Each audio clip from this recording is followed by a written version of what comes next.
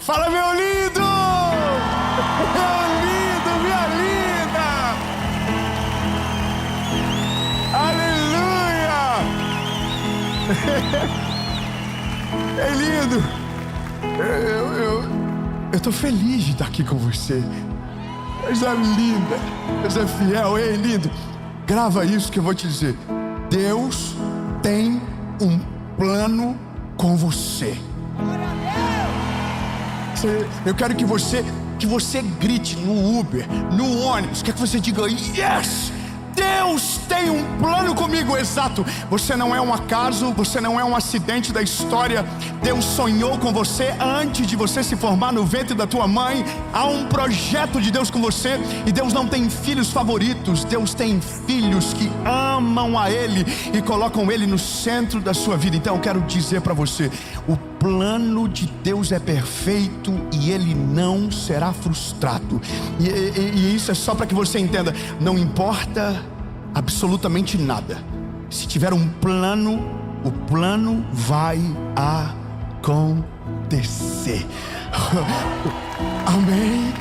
Antes de a gente ir para essa mensagem, eu quero só te pedir uma coisa muito importante. Você pode ser apenas um espectador, mas a gente não é mais um canal do YouTube há muito tempo. Nós já somos quase 11 milhões de pessoas aqui no YouTube. Você tem noção?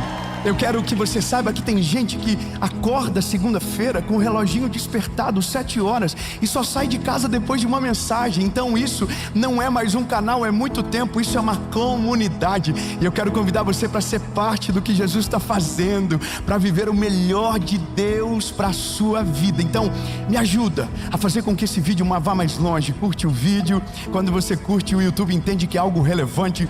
Comenta, compartilha, e isso manda para os amigos, manda nos grupos da família, coloca no seu perfil lá do Instagram e faz com que todo mundo veja aquilo que está abençoando você. E claro, se inscreve no canal, ativa o sininho. Toda segunda às 7 horas da manhã tem uma palavra de Jesus para você aqui, uma palavra de esperança, de fé, sabe, que vai colocar você para cima, sangue nos teus olhos, paixão por Jesus. E quinta-feira nós temos uma mentoria de vida, direção, maturidade para a sua fé, 7 horas da manhã. E no SBT, exatamente isso. Olha o que Deus está fazendo para o Brasil inteiro. 7:30 da manhã tem o Bom Dia Esperança. Então eu quero que você seja parte. Vamos viver isso junto. E por último, eu quero convidar você a ser parte da nossa associação evangelística. Deus tem feito coisas lindas. Nós acabamos de inaugurar uma escola lá no Paquistão. Você tem noção? Crianças que eram escravas das fábricas de tijolos agora estão estudando, sendo cuidadas. E o nome da escola é Preach. Preach significa pregar. Elas estão sendo alcançadas pelo Evangelho de Jesus. E eu quero que você seja parte disso. Você pode ser um voluntário, você pode ser um aconselhador, um capelão, um doador. E todas as informações que você precisa estão aqui abaixo. Entra no Instagram da nossa associação e você vai ver tudo o que Jesus está fazendo. E agora eu só tenho um convite para você. Vamos pro vídeo.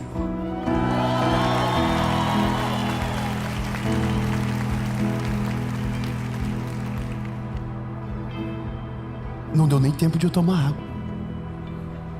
Vocês cansaram? Não pode cansar não. Se tiver alguém velhinho perto de você, diga: não cansa não. Fala: é só o começo. Amém. Olha, Deus tem um plano com você. 10 pessoas pegaram, eu vou de novo. Deus tem um plano com você. Eu me sentiria mal de saber que Deus tem um plano com você e não tem um plano comigo. Acho que uma parte tóxica do meu relacionamento é que eu tenho ciúme. E eu não ia ficar muito feliz sabendo que Deus tem filhos preferidos. Agora, se Deus tem filhos preferidos, seria então uma perda de tempo tentar viver o plano dele, sabendo que os preferidos já estão acontecendo e os excluídos ficaram para trás.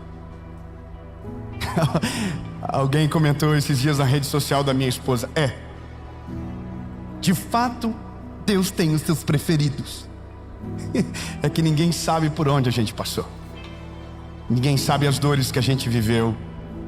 Ninguém sabe das noites de choro. Ninguém sabe dos joelhos dobrados, dos jejuns intermináveis que não acabavam. Ninguém sabe dos montes de oração. Ninguém sabe. Mas aí que tá. Eu só quero que você entenda que Deus não tem filho preferido. E que Deus não... Você não é um acidente. Deus sabia desde o começo. Só tem uma questão. É que às vezes me parece que há um suspense de Deus. Sabe? Eu não sei se você tem a mesma impressão que eu, mas às vezes me parece que Deus demora para chegar na vida de alguns. Parece que tem que dar tanto BO até Ele chegar que a gente já não aguenta mais. E BO, e confusão, e treta, e parece que chegou para todo mundo. E na nossa vez, nada. Até o ponto que a gente começa a acreditar que já era. Sabe? Já era, tarde demais para viver esse negócio de evangelho. Hoje um direct que me tocou na hora certa. Como Deus é bom. Uma senhora comentou para mim no meu direct, e eu vi por um acaso. Ela dizia: eu sinto que me perdi no tempo e não dá mais para viver. Nada de Deus para minha vida. Interessante como Deus é tão pontual de chegar à mensagem certa no dia que a resposta nasceu no meu coração para isso. Eu quero ler um texto com você. Evangelho de Jesus, conforme escreveu o Mateus, capítulo de número 27, versículo de número 39, diz o seguinte: e os que passavam insultavam ele, sacudindo a sua cabeça e dizendo: tu que destróis o templo em 3 dias e reedificas, salva-te a ti mesmo. Se tu és o Filho de Deus, desce da cruz. De igual modo também os principais sacerdotes, zombando com os escribas e anciãos, diziam: aos outros salvou, e a si mesmo não pode salvar. Se és o rei de Israel, desça agora da cruz. Ai, desce. Você não é o rei dos judeus, você não é o Messias, você não salvou todo mundo, você não curou leproso, curou cego, paralítico. Desce da cruz. Ei, desce. E Jesus está ouvindo isso calado. E aí, bom, eles estão dizendo: se você descer, a gente acredita em você. Quem vive o plano de Deus não precisa provar para ninguém que está no plano de Deus. Quem vive no plano de Deus não depende de aprovação de alguém e que alguém acredite. Quem vive o plano de Deus confia na direção de Deus e ponto. Então o que alguém diz não importa. O que alguém, sabe, a aprovação de alguém não muda o cenário do filme. Jesus está na cruz ouvindo tudo isso, sendo humilhado, zombado, envergonhado, chicoteado, machucado.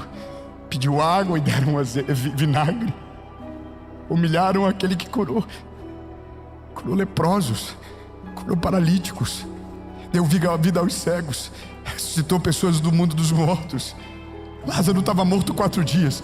Ele chegou e chamou Lázaro para fora. A mulher tinha um fluxo de sangue há 12 anos. Ele chegou e o fluxo de sangue cessou. Chamou ela de filha. A filha do Jairo morreu e ele ressuscitou. O cego Bartimeu não via e agora vê. Os 10 leprosos não eram acessíveis ao templo, não podiam porque eram impuros, e agora foram curados.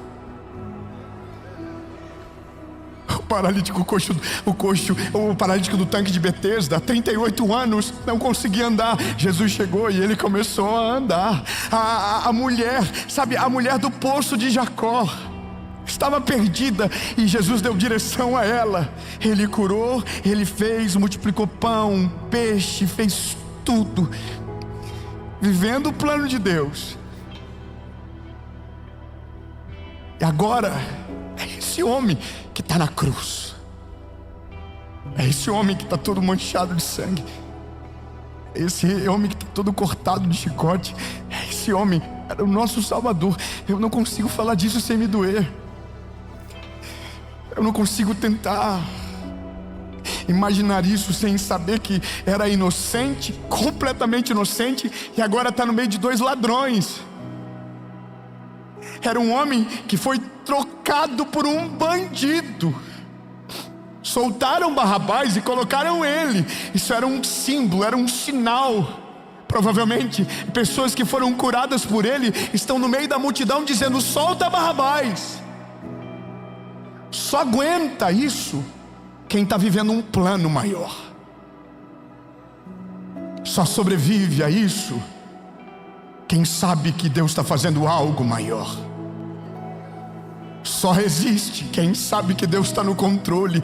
Só aguenta quem entendeu que nem sempre o plano de Deus nos leva para um mar de rosas, mas às vezes Ele nos leva para o meio de um deserto dolorido, mas porque o final será muito maior do que o começo. Só aguenta quem entendeu que Deus está no controle e ponto. É fácil?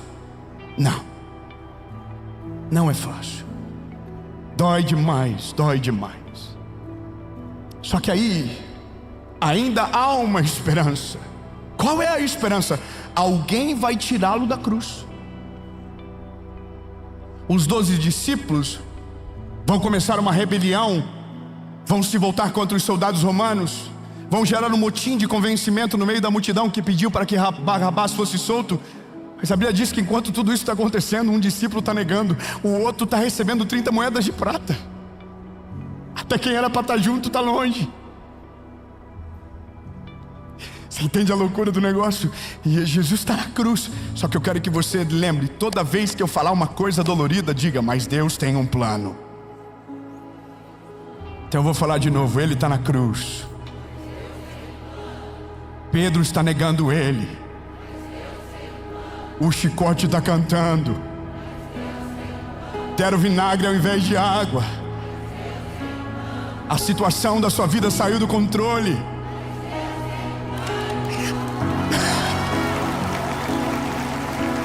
Parece que não acaba mais o processo. Tá doendo na pele. Tá dando vontade de desistir. E se Deus tem um plano, Ele vai se cumprir. Aleluia, aleluia. Só que de repente ouve-se um grito na cruz, e o grito foi: está consumado. Lido, está consumado. Deus meu, por que me desamparastes? E de repente o sopro de vida saiu dele e ele desfaleceu. A Bíblia diz que houve um terremoto na terra. Mortos ressuscitaram de seus sepulcros. Você sabia que tudo isso aconteceu no dia que Jesus morreu? Quando Ele morreu, houve um grande temor na terra. O céu escureceu, mortos se levantaram dos seus túmulos, e aqueles mestres da lei começaram a dizer entre si: Ele era de fato o Filho de Deus. Só que parecia tarde demais.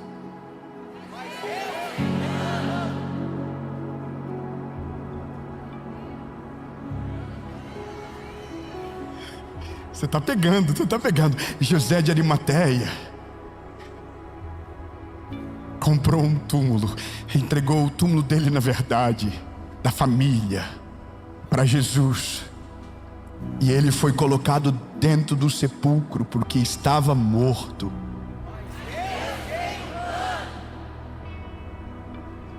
Aparentemente não há mais o que fazer. Vamos mudar o argumento. A gente vai dizer: ainda é apenas sexta-feira. Sábado, ele ainda estava no sepulcro. Diga: ainda é sábado.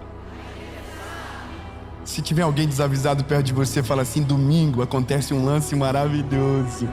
Não, fala pra pessoa. Às vezes a pessoa: nossa, o que acontece, será? Eu não assisti essa temporada do The Chosen ainda. Diga. No terceiro dia aconteceu algo extraordinário.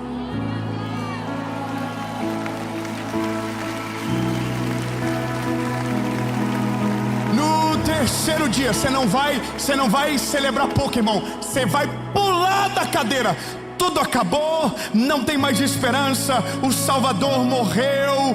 Aparentemente acabou todas as esperanças. Não há mais movimentos para que Deus realize, não há mais chance para que o milagre aconteça. Só que ao terceiro dia, o anjo desceu do céu, removeu a pedra, e aquele que estava morto ressuscitou.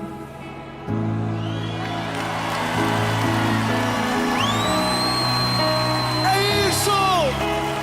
Eles falaram que era o fim, mas para nós era o começo.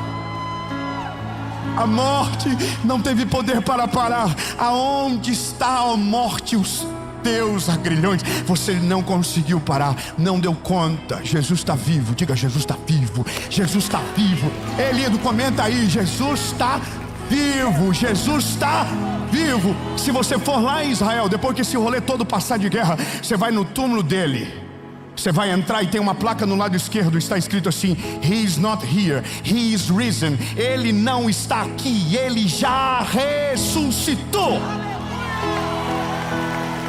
Então grave isso: sempre haverá mais uma chance, sempre haverá mais um movimento. Se você está no plano de Deus, mesmo que você pensa que é o fim, se aquilo que Ele te prometeu ainda não aconteceu, é porque ainda há mais uma chance, ainda há mais um movimento. Você não está velho demais, o tempo não passou de ainda demais para você. Se Ele liberou uma palavra, vai acontecer, em nome de Jesus. Olha, eu vou terminar.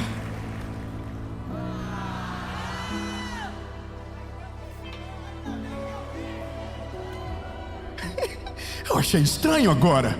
Se Ele já ressuscitou, a mensagem já não precisa de mais argumento. Aí eu sei que você está pensando: nossa, mas Ele é o Filho de Deus, e eu? Porque aqueles que o reconheceram foram chamados filhos de Deus. Fala pro irmãozinho perto de você, fala: você foi adotado. Sabe aquilo que a gente fala pro irmão mais velho para provocar pro irmão mais novo? Você foi achado no lixo. Todo irmão mais velho já disse isso. Você foi achado no lixo, você foi adotado. Eu fui achado no lixo e eu fui adotado. Eu estava longe, eu estava sujo até o cabelo, eu não merecia Ele.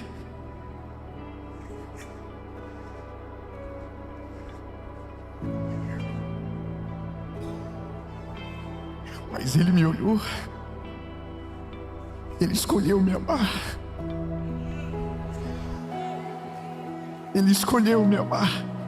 Ele morreu por mim quando eu ainda era um lixo, um pecador, sujo, imundo. Ele escolheu nos amar. Ele escolheu nos amar. O amor da adoção, ele é diferente, porque ele é uma escolha, e Ele escolheu nos amar. Ele escolheu me amar. Ele não só me amou com amor profundo, Ele não foi só com palavras, Ele deu a vida para que eu pudesse ter a vida que eu tenho hoje. Ele morreu a minha morte para que eu tivesse a vida dele hoje. Ele escolheu me amar. Eu não escolheria me amar, mas Ele escolheu me amar. Você não amaria você sabendo quem você é, mas Ele escolheu te amar e tem um plano com você. Ele tem um plano com você. E você acha que talvez não tem mais expectativa, mas eu quero que você saiba: sempre haverá mais um movimento de Deus. Existe uma obra de arte chamada Checkmate. É uma obra de arte que está em um desses museus da Europa, aonde na figura existe o homem e o diabo jogando xadrez. Nessa obra de arte, um anjo está olhando de maneira triste, porque aparentemente o diabo havia vencido e já não havia mais nenhum movimento para que o homem pudesse vencer aquela batalha. Mas um determinado dia, um dos maiores enxadristas do mundo, contemplando a obra, ficou paralisado na frente, em crise. O curador do museu chegou para ele e disse: o que foi que você está vendo? Ele disse: olha, ainda tem um movimento para o homem no xadrez. Não, você não pegou. Ei, quem desenhou pensou que não havia mais nenhum movimento. Quem viu aquela tela durante muito tempo acreditou que não havia mais nenhuma chance para o homem, e por isso havia uma desistência clara no olhar do homem. Só que o enxadrista olhou e disse: ainda há mais um movimento. Deixa eu falar uma coisa para você que pensa que não tem mais o que fazer. Deixa eu falar algo para você, para reacender a chama do teu coração, que acha que o tempo já passou demais para você e é tarde demais, não tem esperança, não tem mais chance. Ei, ainda há mais um movimento de Deus na sua história, e se Ele mover uma peça, Ele fará você vencer. Aleluia! Ainda há uma chance. A chance... Eu me empolgo, desculpa. Acho que... é que eu sei o que é uma segunda chance.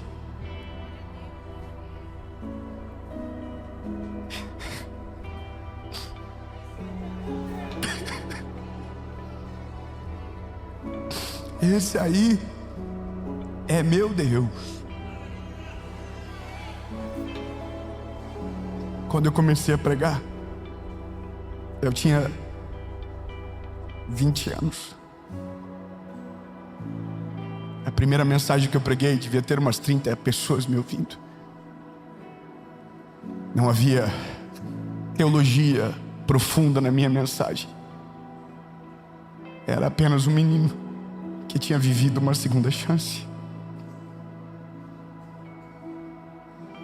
As minhas primeiras mensagens eram tão simples. Ainda são, mas eram ainda mais. Eu via Jesus em tudo. Eu via Jesus nos detalhes. Eu via Jesus em tudo. Quando eu comecei a pregar, eu ouvia pessoas dizendo que eu tinha que ser menos emocionado, que eu não devia chorar tanto.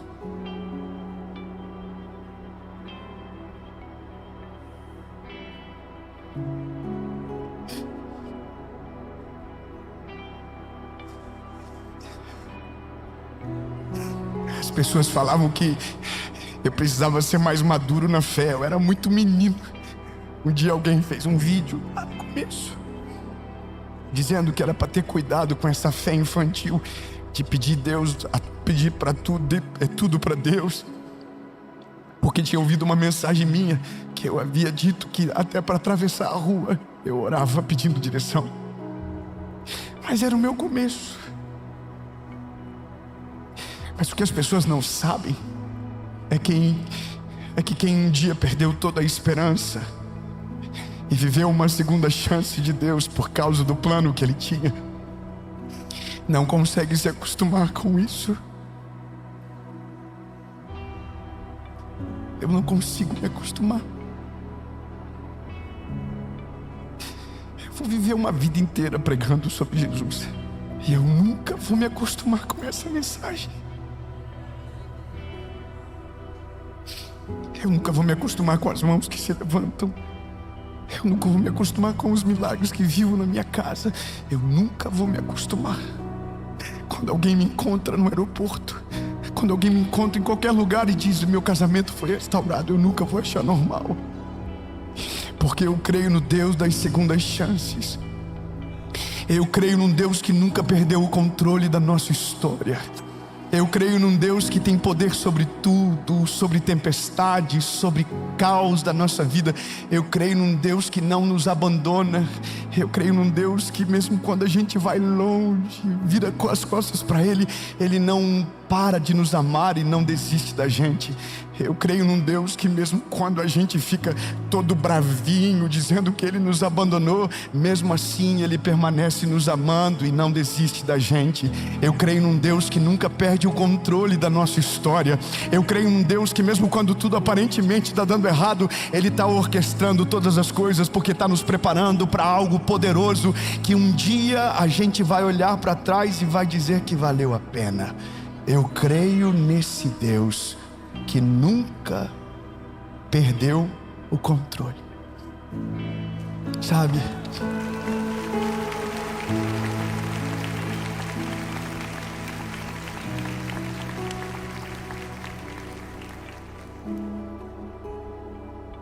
Quando eu pego esse caderninho aqui para escrever uma série, eu escrevo um monte de coisa que nunca falo aí aqui. Tá aqui, ó. Eu vou escrevendo.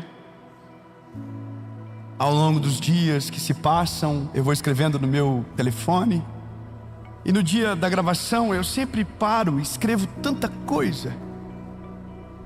Mas quando eu chego aqui, eu perco o controle.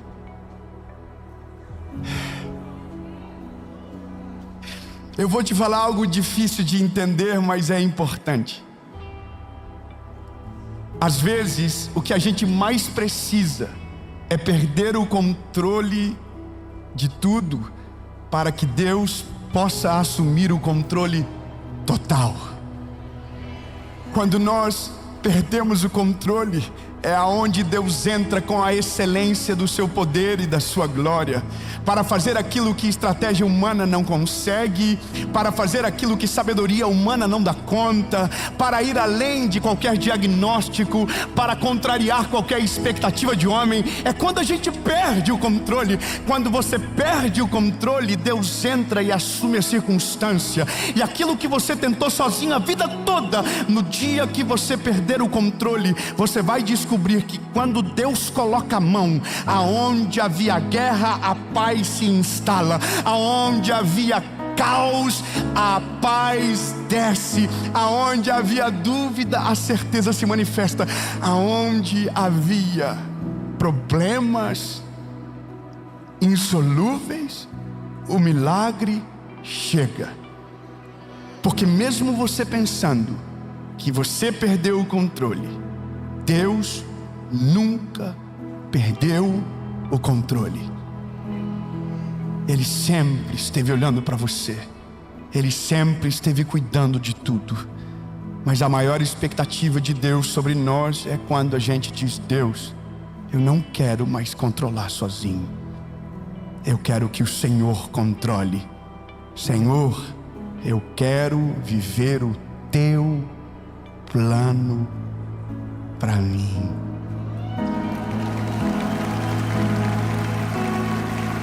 Aí a gente perde o controle. Escrevi tanta coisa linda aqui.